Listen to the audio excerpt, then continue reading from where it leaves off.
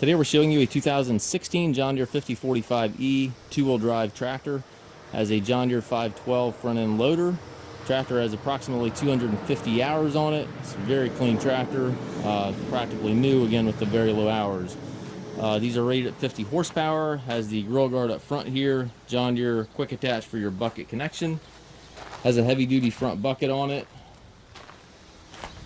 As you can see, the paint's in excellent condition. It does have a couple very small surface scratches in the hood. Barely able to pick them out there, but if you look very closely, you will be able to see that. But again, overall, very, very sharp tractor.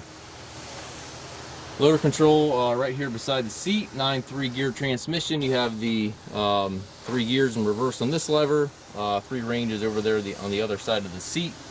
And then your hydraulic and 3-point controls there beside the seat as well. Tires are excellent. Has the 3-point hitch, 540 PTO, drawbar, top link, rear remote. Everything's here. Nice tractor for smaller haying operations. Perfect to handle bales, rake hay, bale hay, anything to that nature.